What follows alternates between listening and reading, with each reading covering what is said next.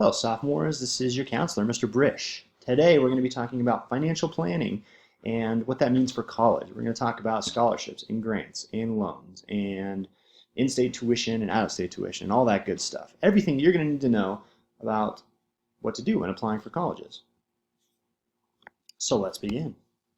The first thing we need to talk about is in-state and out-of-state tuition. So in-state tuition is charged for students who meet the residency requirements of the state. So if you've lived here for a couple of years and that sort of thing, then you're going to be a resident of Colorado, which means since you pay taxes, your parents pay taxes, we all pay taxes in the state of Colorado, that means that you get a discounted rate for Colorado colleges.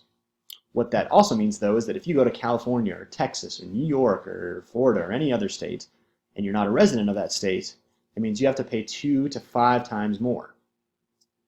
Undocumented students, though, take a look at this right here. Undocumented students can get in-state tuition to Colorado colleges by doing a couple of things. You have to attend high school for 3 years, you have to graduate, or you have to get a GED. And that would mean that you can also get in-state tuition.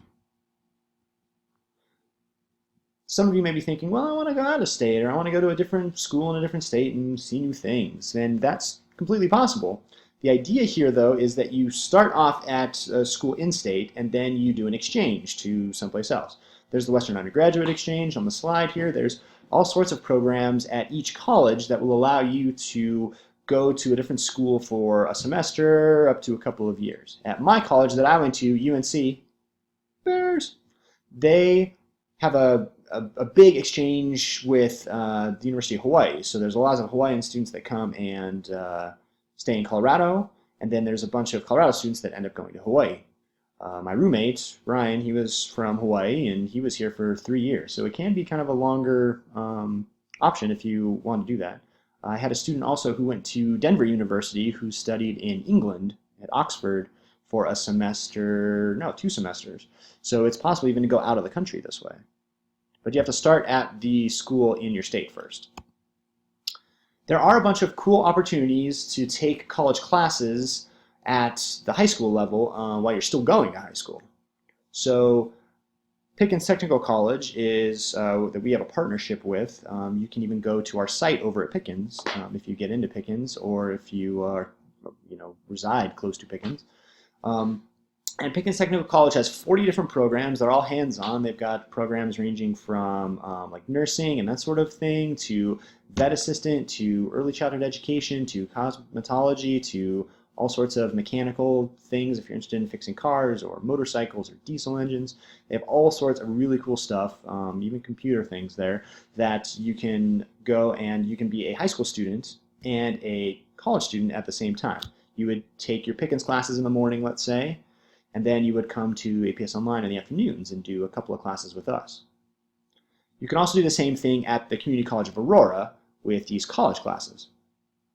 So you can take college level classes at the community college that's kind of down the street from us, either at the Lowry campus, which is close to Central, it's just down 6th past Havana, or you could take it at the Center Tech campus, which is kind of over by the courthouse, where the fire station and the farm are. They're right behind the farm at Alameda and Chambers. So you can take college classes and they count for college and for high school credit at the same time. You do have to do a couple of things first. You have to either have good ACT scores. So if you're a senior, you do this because you've taken the ACT or this year the SAT.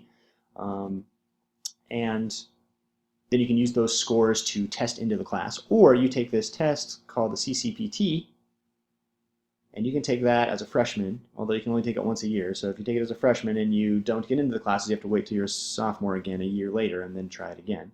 But you can take these two tests and test into classes over there, and then once you've taken a couple of sort of the basic, the freshman level English class, the freshman level math class, then you can take whatever kind of classes you want over there, as long as they're guaranteed transfer. So it's pretty cool. If you don't finish your associate's degree and you want to, that's a 2-year degree. If you don't finish it by the time you're graduated, then the Ascent program might be for you. If you've taken 12 college credits or if you've been at Pickens for a year, you can go to either the CCA or Pickens. You can just continue on until you finish the program, which is pretty cool, and it's all for free. So you can take advantage of those opportunities if you have good grades and good attendance. So make sure that even if your grades were bad in the past, that might be okay. You need good grades now, and you need to have shown that you can attend and that we can trust you to show up on time and that sort of thing and work hard. If you do that, then you can go to Pickens, you can go to CCA. There are a bunch of costs that go into college, which is why we need to talk about this whole financial planning thing. The first thing is tuition. And some students, that I talk to think that's the only thing there is just tuition, but that's not necessarily true. Okay, tuition is, what it costs for the courses themselves. So however much it costs per credit, that's tuition. But then if you go and live at the school, like if you go to the University of Northern Colorado, go Bears! Or if you go to CU, or if you go to CSU, or if you go to the University of Colorado Denver, then you might be paying room and board. They make most freshmen go and stay on campus. The one exception to that is, wrong hand, Metro, right there. Metro doesn't necessarily make you live on campus. They're a commuter college, so you can travel from your house downtown, do your classes, travel back. They do have some dorm rooms there. They're kind of more like apartments, really, that you can stay in too if you want to. But room and board is, the cost of living on campus, and that's going to be quite a bit of money. It's going to pretty much double your tuition, essentially. There are some fees too that include like library and parking and the athletic facilities, but the cool part about it is that the athletic facilities, the library are like state of the art. So when the football team's not practicing, you get to go and use the gym, right? Or when the swim team's or the diving team's not practicing, you can go and do laps in the pool or jump off the diving board or whatever you want to do there. So they're all state of the art. It's really cool. The library is the most up to date stuff that that they have there. So it's a really cool place to go and visit.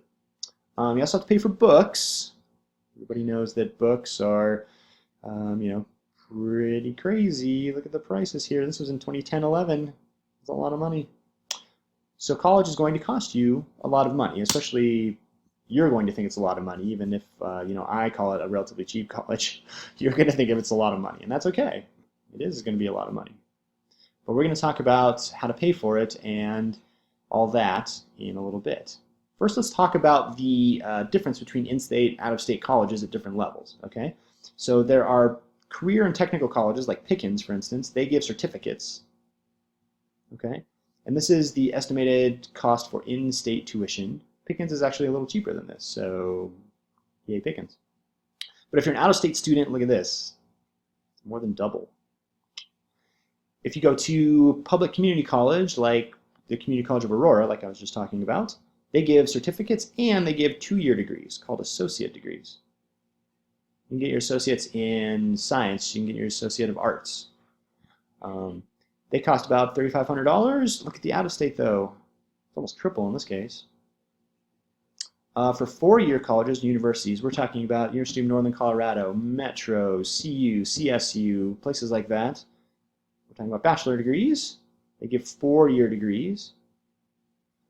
Estimated cost, about $18,000. These costs vary widely from Metro, the cheapest school, to CU, CSU, which are the most expensive schools. But look at the out-of-state costs, they're double. If you go to private colleges, they also give bachelor degrees. We're talking like Denver University or Regis. They cost a whole lot more. Do you see that? The difference between public and private? But you'll notice that they don't care if you're in-state or out-of-state. They just charge one flat rate. They could care less if you're in-state or out-of-state. The interesting part about private schools that we're going to talk about in a little bit with scholarships is that they give out more scholarship money typically than public schools.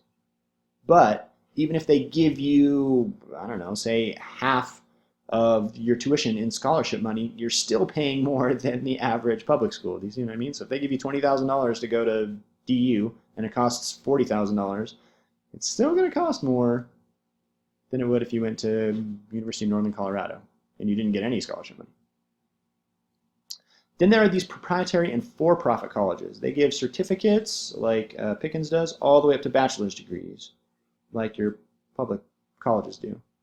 And they cost anywhere from $15,000 to $35,000 depending on the school. So this 15,000 is something like Lincoln College of Tech, where you can go and learn how to be a diesel mechanic, right? You could go to Pickens and learn how to be a diesel mechanic for, $2,500 a semester, or a year, I mean, for $2,500 a year. And if that's the case, then I'm not sure why you would want to go to Lincoln. I mean, it's nice and shiny there, but you're going to pay a whole lot more for that. So the idea here is that proprietary colleges make money off of your tuition, which um, you need to be wary of, I guess, before you actually say yes to a place like that.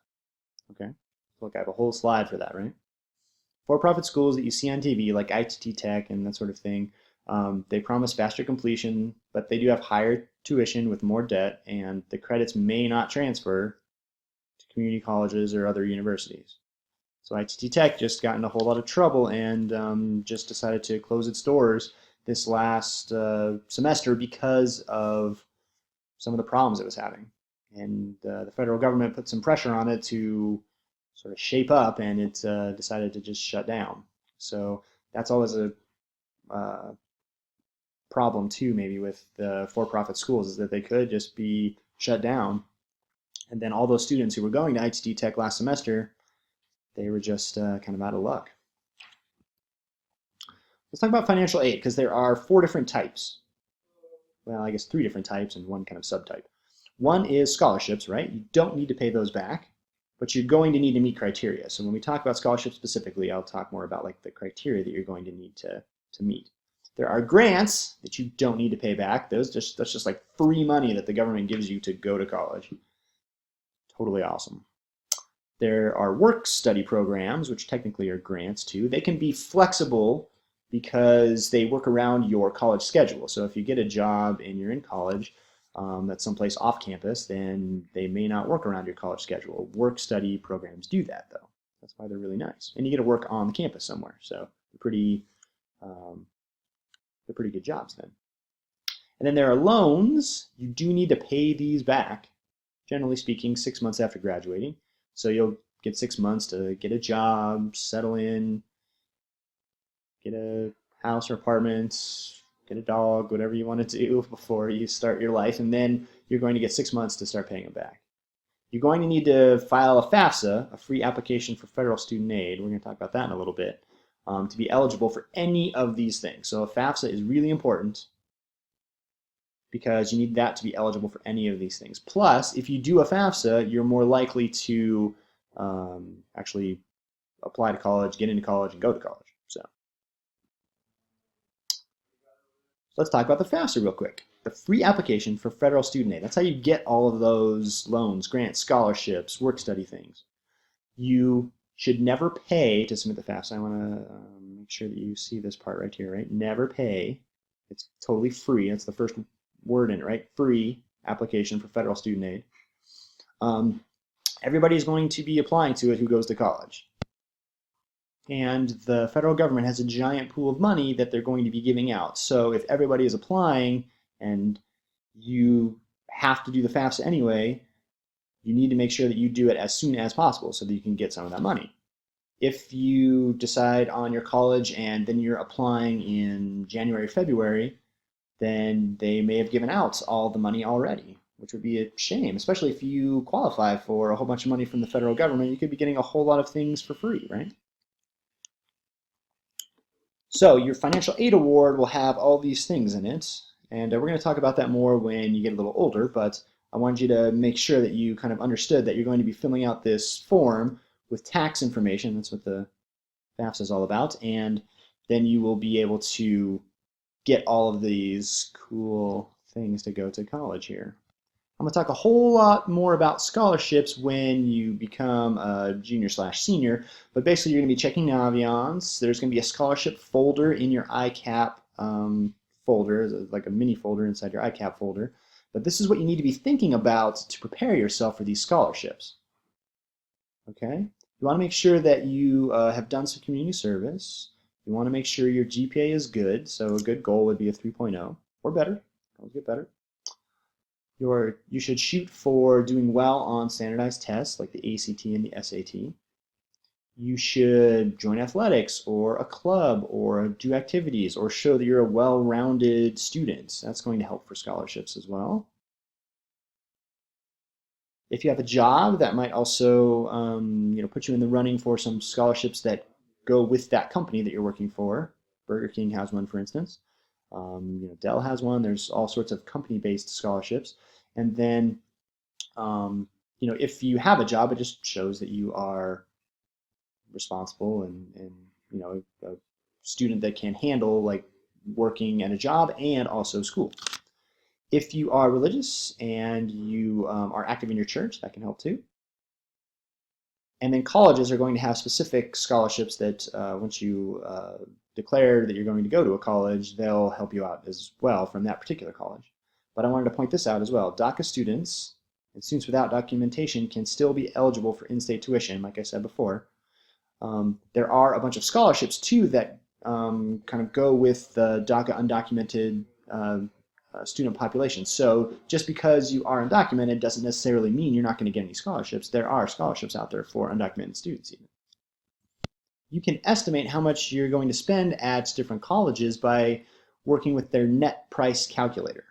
Each college kind of has one, and what you do is you enter some information like how many people are going to be in college in your family at once, how much money your parents make, what your marital status is, and you can see kind of the information right here.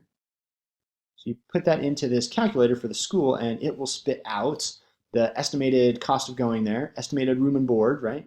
So you can see those together, estimated cost of books even, maybe even some other expenses like travel and that sort of thing. And it'll say that this is the cost of the college you're thinking of, and then it's going to say that the estimated total grants that you're going to get from the federal government are going to be this much money. That's if you do your FAFSA on time. So do your FAFSA on time or early. And then it'll say, well, then you have this much money left over, and that's the money that you have to get with loans and that sort of thing. So you can figure this out before you even get to junior year to senior year. So if you're a sophomore watching this at home right now and you're thinking, I wonder how much it's going to cost to go to University of Northern Colorado, then you totally can do that right now just by going to University of Northern Colorado's website and looking at their net price calculator. And this is the reason why going to college is so important. Even if you get loans, I know some students, like mention loans, and they look at me with like big eyes, and they're saying, "Man, I don't want loans. I don't want to be in debt right out of college." But it might be worth it to you. Especially, I mean, you're not going to go to Harvard and then become a teacher in Aurora. You're going to have a huge debt, and the money that you make is not going to pay for that debt. But if you go to the University of Northern Colorado, that's relatively inexpensive, then you can pay off your loans like I did. I did all of my college through loans because I was lazy and I didn't do any scholarship searching, so don't follow my example. But I did all of mine through loans and I paid off my loans, even at a teacher salary. But the reason why I wanted to show you these last two slides was because I wanted to talk about money. Your earning power is going to probably coincide with what level of education you have. So if we start down here with less than a high school diploma, you can see that you're going to be making $500 a week, roughly, right? And you're looking at 8% unemployment. Not so good. If you get a high school diploma, you're looking at about $678 a week, about 5.4% of unemployment. If you have some college without a degree, like if you took some CCA classes or you went to Pickens Technical College and you got a certificate, that's this group here. We're talking $738 a week, 5% unemployment rate. Hey, we almost made the average. If you get an associate's degree, that's a 2-year degree, then you have $800 and you have 2.8% unemployment. But look how much better it gets when you get a bachelor's degree. You jump over the median weekly earnings, right, from associate's degree to bachelor's degree. You have a whole lot less unemployment. When you hit a master's degree, you get even more. When you hit a professional degree or a doctoral degree, these are 8-year degrees. The professional degree has some internship attached to it. So these are doctors and lawyers and those sorts of degrees. but you're going to have a comfortable life if you can make it into this bachelor degree range. You're gonna be able to buy a house and have 2 cars, and you'll be able to go on vacations, and you'll be able to have kids if that's what you want, and that sort of stuff. So, and have your kids do kind of whatever activities that they're interested in. So you're going to get to do a whole lot of really great things if you can make it to this bachelor's degree program, just because you're going to have financial stability. And it's going to be nice and easy. The next slide sort of shows you the same kind of information, although it's across a year instead of just weekly earnings, right? So you can see that, high school dropout versus high school diploma versus some college versus an associate's degree versus a bachelor's degree, a master's degree, a doctorate degree, a professional degree. You can see that each level of education gives you just a little bit more earning power, right? These are averages, so not every, right out of college, not every bachelor's degree is going to earn you close to $60,000, right? But you are going to be able to make a whole lot more money over the course of your lifetime than you would if you just got a high school diploma. It's not to say that people who just have a high school diploma or people that have dropped out of high school can't make this kind of money. It's just really, really rare. And that if you get an education, generally speaking, you're going to be able to earn a whole lot more than somebody who doesn't have that education. And that's why even if you take out all of your college in loans, as long as you don't go to a really expensive college, then you're going to be able to pay those loans back with the extra money that you earn. And that's why loans shouldn't be as scary as you might think they are. As long as you go to a reasonable college and get reasonable loans, then you're going to be able to pay them back like all your teachers here at APS Online did. So that's my best advice to you. So when you have questions about the financial planning that you need to be doing for college, you need to come to me and we can sit down and make sure that you feel comfortable and understand anything that you might need to know. Even if it's a question from your parents or guardian, I'd be happy to sit down with them as well. So now is the time where you're going to be going to Naviance and doing the survey that goes along with this. So if you've been following along while I've been talking, then that's totally fine. But if you haven't, then you need to go to Naviance and you need to go to your ICAP. You need to sign in, and then you need to make sure that you do the financial planning survey. And when you have questions, make sure you contact me. You know how to do that. Go to counseling. My contact info is in the bottom left-hand corner. All right, everybody. Have a good day. Whenever you're watching this, I hope that you can come to me with questions when you have them. All right, we'll talk soon.